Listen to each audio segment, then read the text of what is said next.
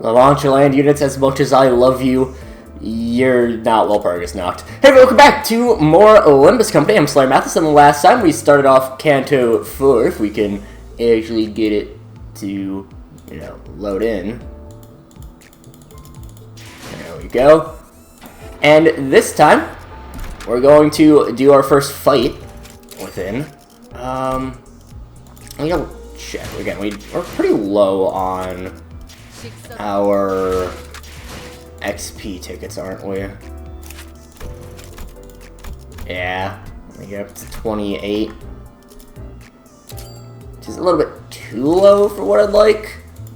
And Luxcavation doesn't give too terribly much. So we'll keep Hierarch. Ishmael, I guess. Pop in those three. You two. And we'll go Diachi Roja. Not Diachi. Deviant Roja. Well then, this is where we go separate ways. For a short while. Cam and I have business to attend to. Business? Why? What is it this time? I'll need to buy some mermaid perfume. Let's leave it at that. Regularly said, looking straight at an advertisement before us. Bottles of mermaid perfume extracted straight from their left fins. Special discount.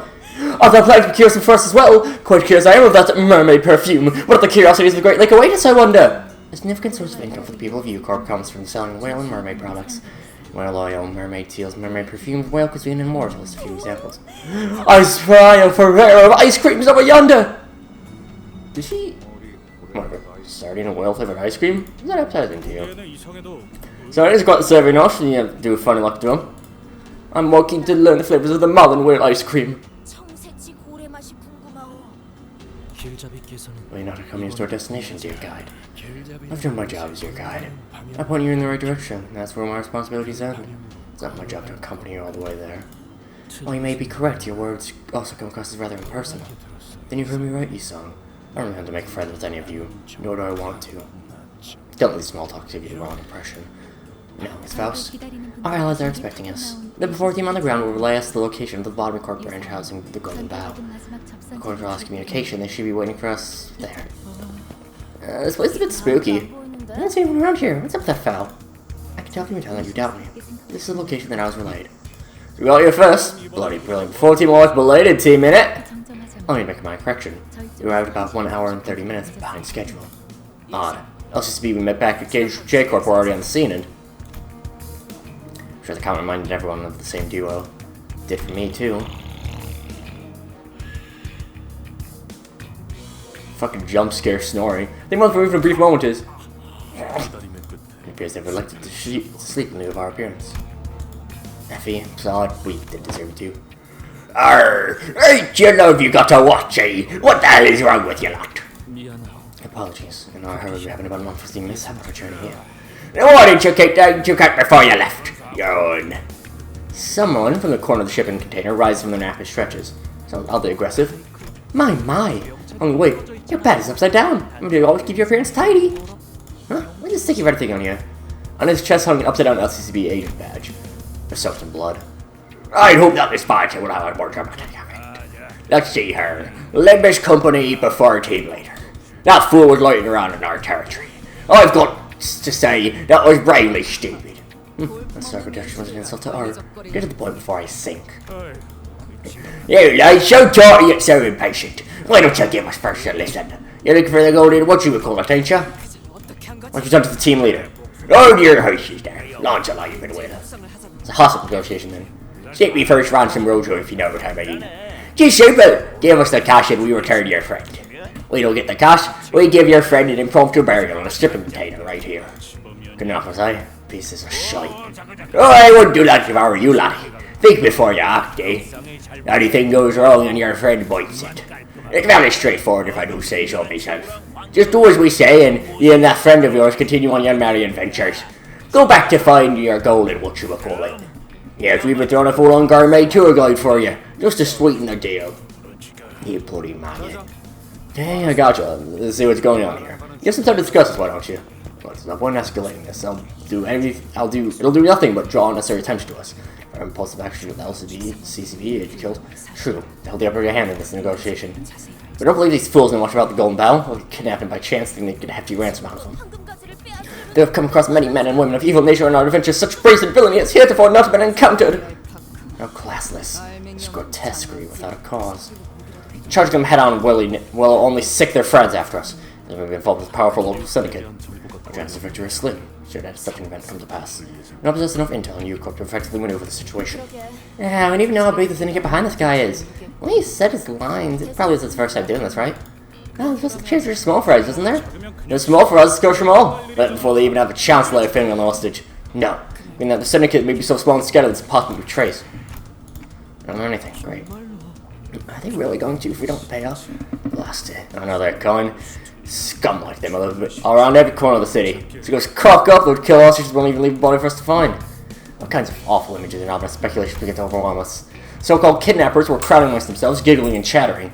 They knew that our options were limited. I'm going to start by asking how much they want. What if our element here? The best I can do is try to gather some information at least.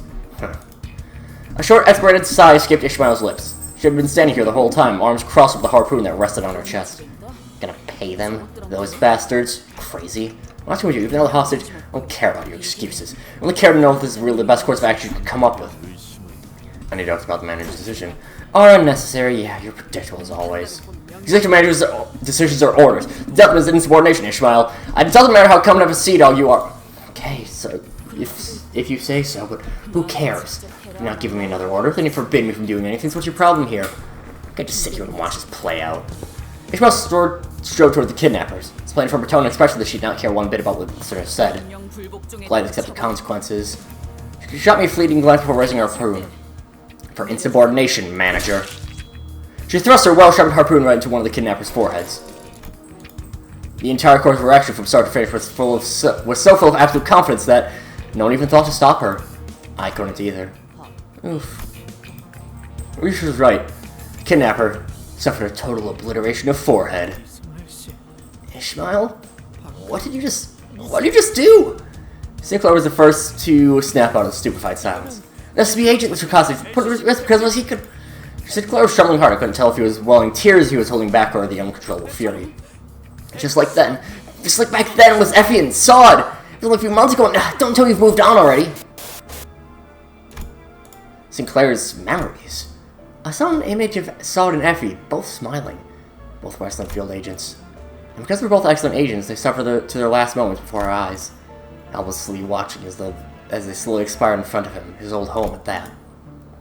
The day must have been scorched into his memories. I recalled this moment's vision that witnessed back to the boatworks. Was that also a moment burned into her memories, I wonder?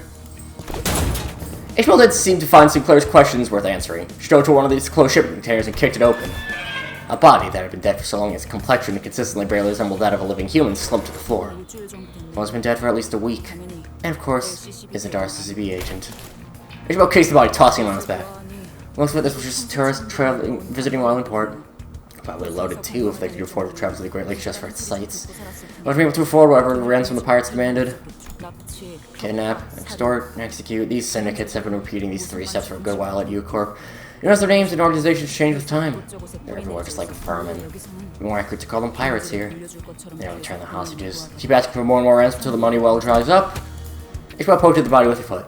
And they'll kill the hostages. Just like they did this one and quite numerous the prevalence of which tragedies might be. How can this be? Wherefore doth no hero rise to the occasion and put a stop to these villains? I believe to be a place of tourism, is it not? Yeah, usually means the bigger fish looking out for these small fries. There is not to let such villains run rampant in the city is. It must be the case that the fixtures of the city are yet unaware of this travesty. Mayhap they were preoccupied tending to others in need, indeed, and not else but that explains this. Were we to send a massive missive to one of the just and honorable associations of Don Quixote, please. In about time you woke up from your delusions, had enough of your rallies about justice, your villains. You know what, never mind, just like I'm talking to a brick wall. You're not gonna listen to me anyway. So frustrating, just sit here and... The shabbiness is... Well, I can't get anything done in time. But now we should have been talking to the LCCB agent, getting the intel we need. Ishmael's eyes darted on with wrath, impatience, and anxiety.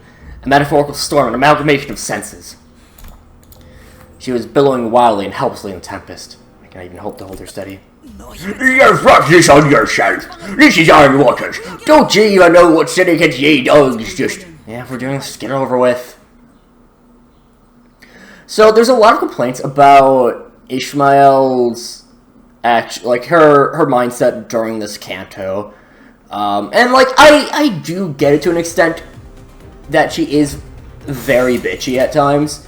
By the way, Ishmael for this canto will have the compulsion status. She starts at minus 25 SP, but gains 3 attack power up when at less than 0 SP.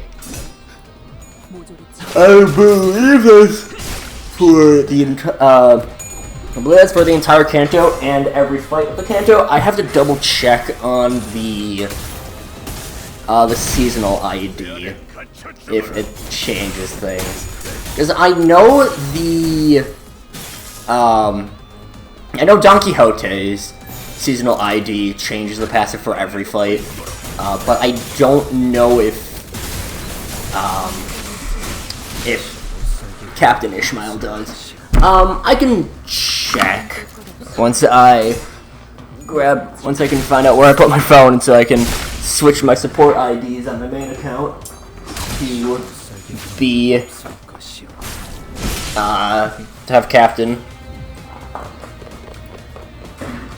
But yeah, these the pirates aren't particularly difficult, I wouldn't say. They don't roll tremendously high, but they do inflict a lot of bleed.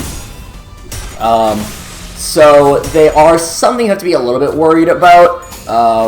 If you end up losing some clashes with them, if you end up running into them in solo, they do inflict quite a lot of bleed. And it's a little bit on the unfun side. Not unfun, but spooky side if you get inflicted with a buttload of bleed.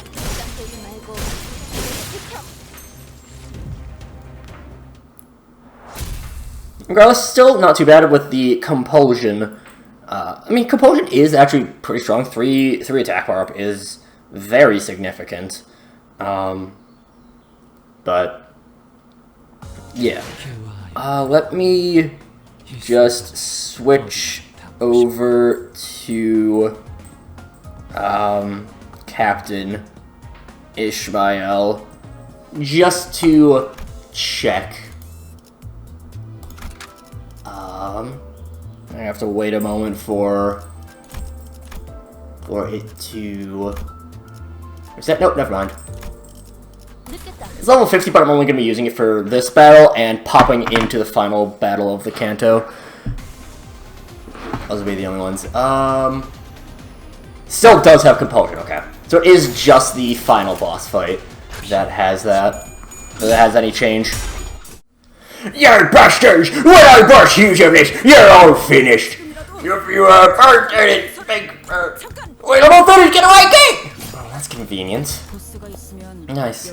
I'm going to talk to their boss in charge. Stop wasting our time here. I won't have to crack up these shipping containers one by one and go through mountains of rotting corpses. There's no point, right? Please. Location of your boss. Mark it on this map with your finger.